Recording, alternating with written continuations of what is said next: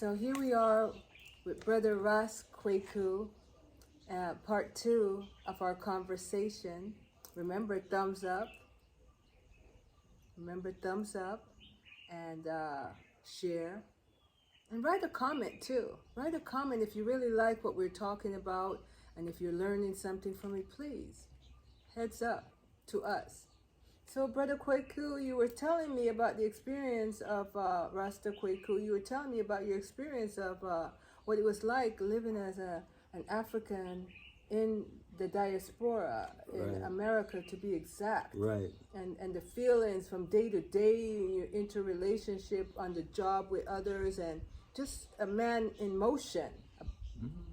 And how it, kind of set the pace for, I don't think you said it, but we're here in Ghana. So the evolution probably is why you're here now, would you say, sir? Yeah, the evolution of things is really why I'm here. Because, when I was growing up, no one really told us our story. Or no one really tell us really the true story about our ancestors. All I knew is that they take them out of the jungle and civilize them and all of these things. Right. But from my observation, no, they were the ones that were uncivil. Because my ancestors didn't take anyone, beat them, kill them, rape them, do all of these things. So when I look at that and I see how we were treated, or even I personally was treated in America, even doing business in America, it is far more difficult than for any other race of people in America.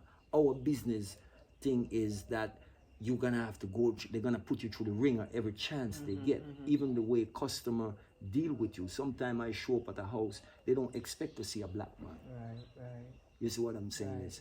And I had customers literally call companies and say, I'm going to do the job, then they don't want the job done. You see what I'm saying? See. These are the things you experience. And so, to bring it forward, when I first come to Ghana, I can never forget that day when the plane touched down in this place. Wow. You see, because the fact of the matter is, it's like something come over you, and you have to really put your hands and feet on the ground. And, when I start to move around, all I'm doing is observing.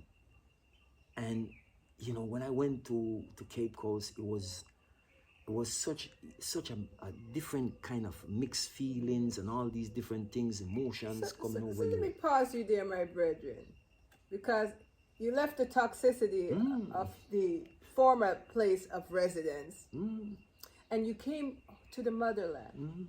How long have you been here?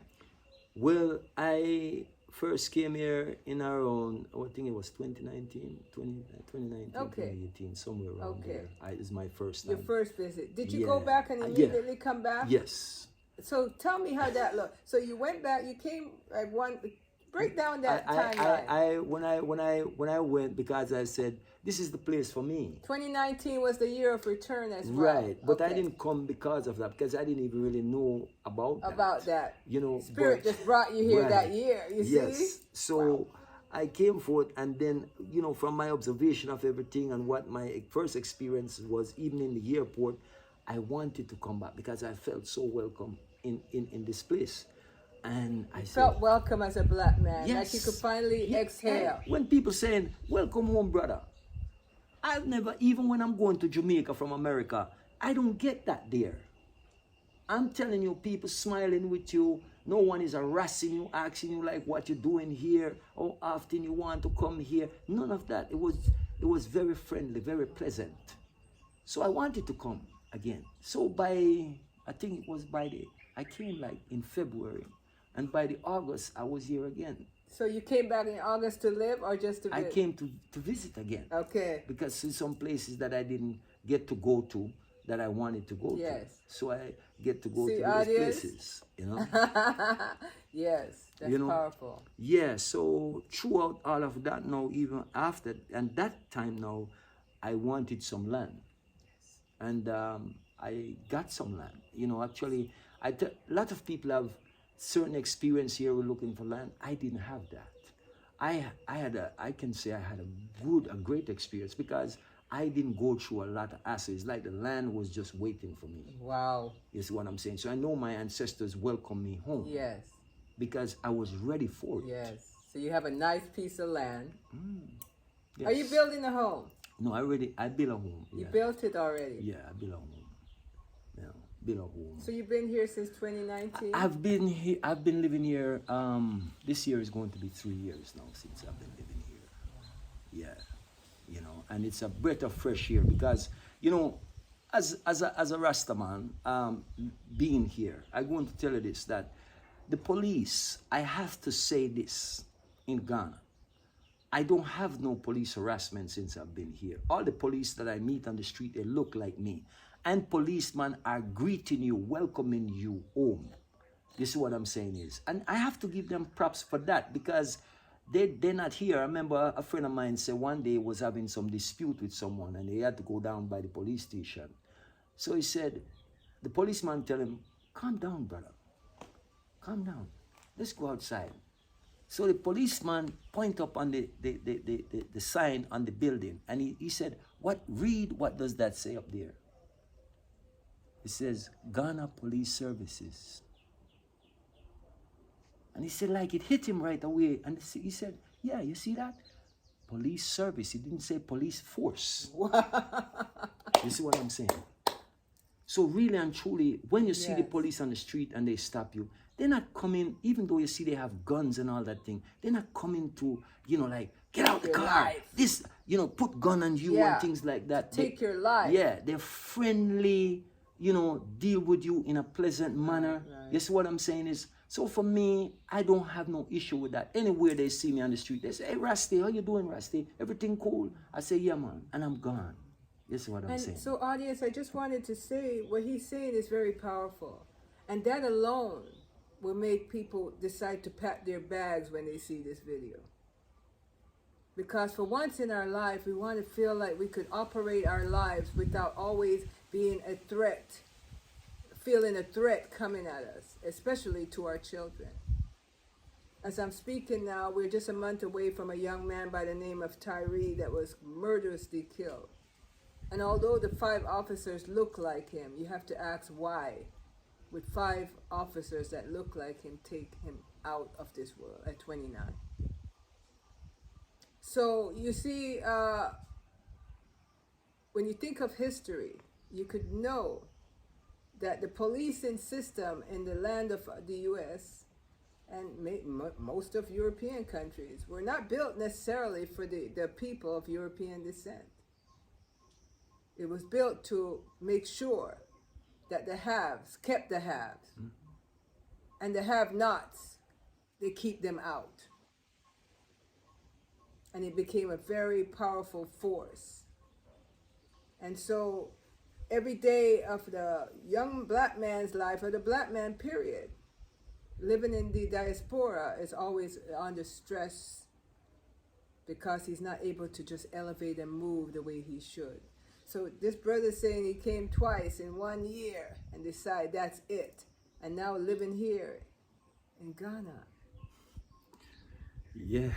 Living here in Ghana. Look at his smile. You see, he went to smile, you know. Living here in Ghana is refreshing. It's refreshing. You see what I'm saying? Is the food. Your food, everything. And I think one of the things is that I want to say is that a lot of people will come here and we will make these minor issues really override the importance of our being free.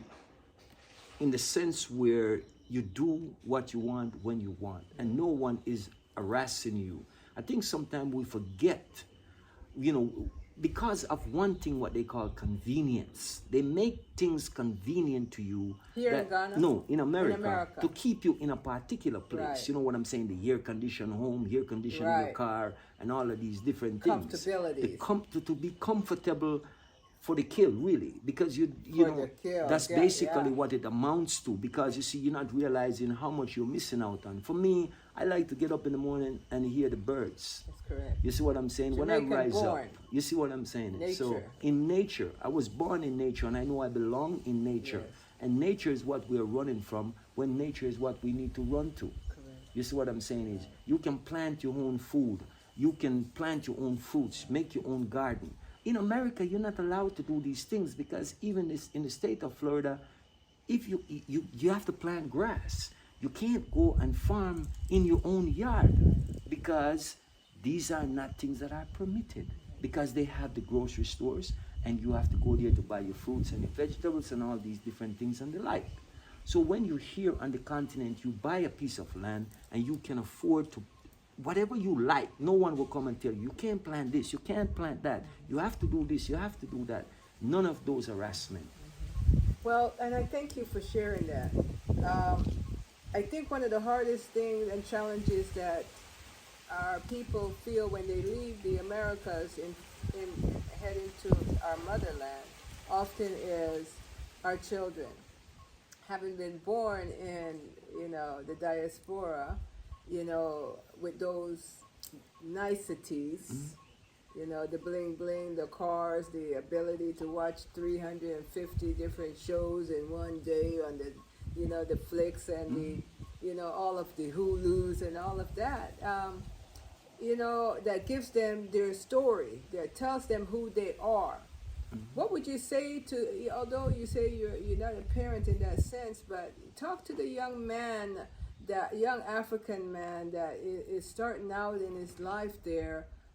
Tell him what it would be like to live here in the in the motherland as a young black male. Okay. Because you mentioned the ability to freedom of you can build your police. own house. If the police doesn't harass you, you can plant what you want. You have acquired a piece of land, which is really not expensive when you think about it, and you can build your home without thinking about a mortgage and all these different things. And the here. kindness and of the the kindness people of the people. And the thing is, as you was talking about family, I have family right now. I have a brother living in a village. We assist them to build a home in a village, and and this brother and his children, I'm telling you, he is even saying to me how the children are just beautiful. He said when the children was in the West, the children wasn't running outside and playing. They was sitting on computers, sitting on games and this and that. So now the children are here, they're running and playing with the other children in the village. Wow. You see what I'm saying is, and happier than these children you can't find. So a lot of times, you see, it's not the children, it is the mind of the parents a lot of times. And the environment in which and they the environment, are being raised. exactly, Correct. is where the problem is. Yes. But you see, we stop raising, it's the children raising the parents now. It's not the parents raising the children. That is one of the problems. And I want to add on to that, because if the parents isn't free, they can't really be responsible for their children. Exactly. So being here in Africa, in Ghana, you have an element of freedom. And so the things that we naturally would practice as African people come out, and everything ricochets for the environment. Exactly. So that's why they were able to say, brother, welcome home, because they knew you. And so, but going to that welcome home, I know you, has it been difficult for you to not necessarily interact, because, being born in the Caribbean, right, living 30 odd years in the America, we are actually a unique group of people, and I know, having come here, one of the things that my brethren and sisters of the motherland would say, is that you are from the diaspora. They don't say it in a mean way. They're just reminding us that there is a slight little wall between. I too, being born in Jamaica, living in America for many years, almost twice the amount of time that you lived there. And I realized I could never fit in there. Right, yes. And I also realized that even when I went back to Jamaica, having been gone so long, I didn't fit in there anymore either. And so coming here to the Africa continent, to the motherland, I know there's also that rift between us, not in a negative way for me, because I understand from having learned the lessons there, right, that there will always be this, you are not fully there. But I just wondered, is there a little feeling that comes about kind of similar to that still there is this we know it's a language thing, because we don't Right. speak the language of our brothers and sisters, although their English is spoken, but and the rhythm and the culture is different. So I would imagine you've collaborated with Jamaicans that have repatriated here. Yes, I have collaborated with a number of brothers and sisters that have repatriated here, but I also have developed close ties among the brothers here. You know, we get along. Now I have brothers that is teaching me the language small, you know, because these are the things, you know, and you know, funny enough, be honest with you, I had people here know me before I came here actually.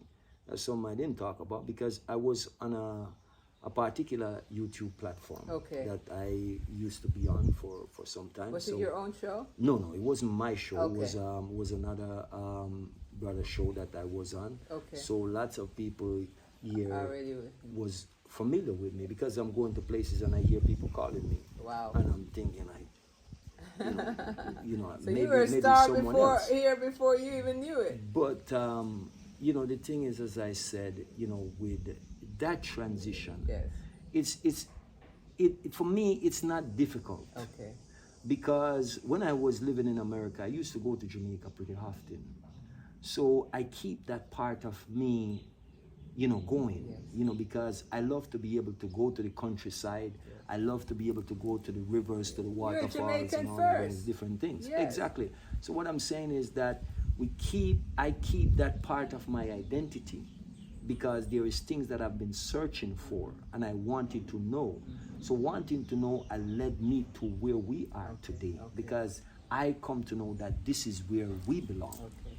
And I thank you for that because, and having lived in Florida, when you lived in America, it was about an hour and a half flight to Jamaica. Yes, definitely. So it made it easier for you to make the trip back and forth. And then Florida, we know, has plenty of Jamaicans, so it's a step away from home. Exactly. So, but for me, like being in the West, it's really watered down and diluted. I know. And in order to be somewhat successful there, you have to be able to have the language. And I often find, audience, that the system in America is very well, not just America, but the Eurocentric system has a way of dividing you anyway. Absolutely. You know, through your shades, who's light, who's dark, who is older, who's younger, who's male, who's female, who's rich, who's poor. You know, these are all weapons that could be used against us.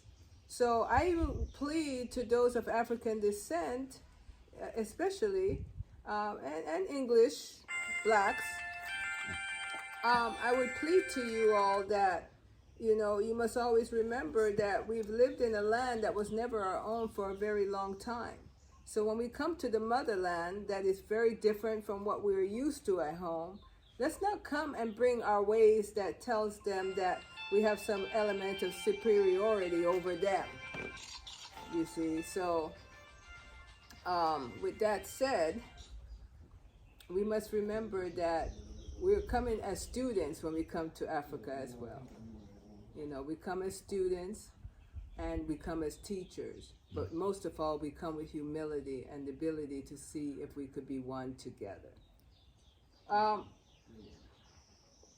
Who was your role model? You know, be honest with you, my mother is always my role model. Your mother? Yeah, because I grew up in a single parent household. Yes. You know, so my mother is always and always will be my role model in the sense that, you know, I see a woman that, you know, like I said, is a great woman.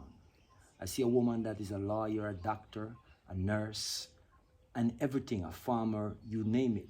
I see my mother as that because, you see, she holds a special place within me. And that's why, for me, I will tell any man and every man, one thing I learned not to do is to what they call disrespect a woman. Or Speak to the camera. You know, have a woman, you know, put her below you or beneath you. Because when your father is not there, your mother is always there. Your mother makes sure that you are loved, you are taken care of. And I tell people all the time, my mother never look at me physically and tell me that she loved me. But from all the things that I observed that she done for me and my brothers and sisters, I knew. So I didn't need to hear it. But I hold women in very high esteem. You see what I'm saying is? Because it is important to me. Because, you know, a sister one time, she said something to me, and I thought about it for a moment, and I said, let me think about this. The sister said, a man's work is from sun to sun, but a woman's work is never done. And I sat and I meditated on it, and I said, she is so right. The sister is very right, because I said, when your father is gone to bed, if you have one in your home, your mother, if the baby is crying, the mother is up, making sure that baby is taken care of, making sure the family is taken care of at any instant and every instant.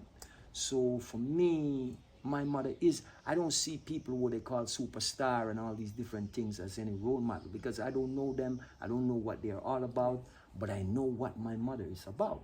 So yes, she is my role model and always will be, you see. Much respect to you for saying that, my brother. Much respect to you for saying that, because there's a lot of black women that toil, like you say, 24/7, and there's no one that says that to them.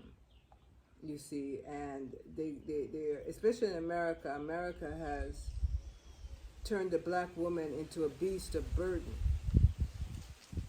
And so, sisters, I would say to you out there, if you haven't heard it from someone close to you, you heard it from this brother today, Ras Kweku, that you are valuable. And I hope one day those children you're raising, that you seem that you're raising, and they seem like they're thankless about it, they will tell you one day. And don't forget the journey. It is the journey is that what makes us, puts us in this predicament. Because every day they're trying to take your black man away. They're trying to take him away so that you will have nothing to bring you joy. So buckle up, do the work for those children, and one day they too will thank you. And the race will thank you, because we understand those dark nights in the past when they shackled our men and killed them, that if we didn't push forward, none of us would be here today. But it's not without the black man, though, because it's the seed and the connection is why we're all here. So we're doing our part, but we have to remember we've been on the siege for a long time. I could go on longer. I did take one. This is take two. But I'm going to wind it down, because it is a Ajua Day, Monday in Ghana, West Africa, and I am Ajua. And so I'm going to ask the brethren a few slight more questions and end like we always do. I do want to first thank you for taking time to share your story that I know will ripple in time to the special minds that need to hear it. Because I know in America right now, there's so many black men that has been thrown out to the streets. And that always touches my heart, because I know the role the black man plays in the black woman's life. Her father was a black man. Her brothers are black men. Her uncles are black men. Her son are black men. So we are one with each other, whether or not we are ready to accept that. So the breeze is blowing. Yeah, the ancestors is passing away. Yes. And so I do want to thank you, and I'm going to ask you to finish this sentence. The most valuable commodity we have is... Most valuable commodity. Yes. To me, the most valuable commodity is life. You see? Because if you don't have life, you don't have anything. So it's the most valuable thing. That's correct. You know, so everything else is of minuscule. You know, I remember one time, you know, this man, he was a very rich man, and he says he would give up all his wealth just for life. Just for life. He would give up all his wealth. Just for life. You know, I had a friend really that he was dying, and I remember 3 months before he died, we were sitting down and reasoning, and he said to me, he had a lot of money. And he turned to me and he said, what was it all for? Because he realized that the money couldn't save him. So the thing is that we put material over life. And when we learn to stop putting material over life, then we just start to live. Ah, speak it, my brethren. And so, with that, what he just said, you know what I do? I like to finish with my poem, because you know I'm a poet too. And it's funny that he says life is the greatest commodity. Because my poem today is When Death Comes. Did you hear me? When death comes. When death comes, what will you say? That it isn't your time, go back and come again another day? I say, when death comes, what will you do? Try to hide it and pretend you didn't know it would come for you? When death comes, what will you say? That you have her to care for, he to build up, and much more pending on your to-do list? So please, not today. When death comes, will it be a surprise? For all these years you had no time to look deeply into your own eyes and ask, what is theirs and what is really mine? When death comes, will you now want to live, not for them, but for you? Will you drop everything and run to that special place you've always wanted to go back to, and that you knew would renew you?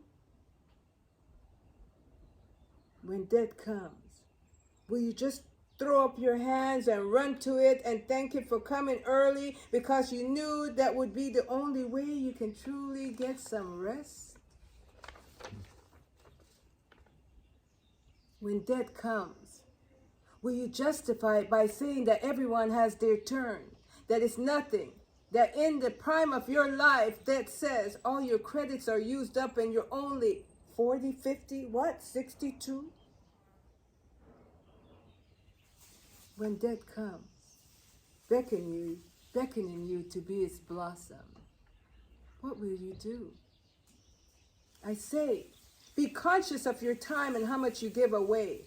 There are no redos. Everyone has their day.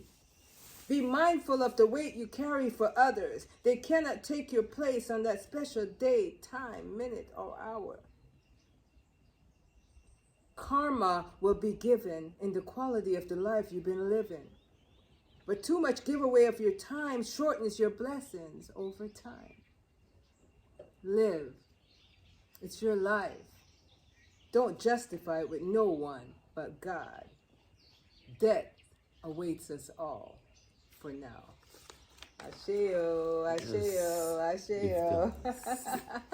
So,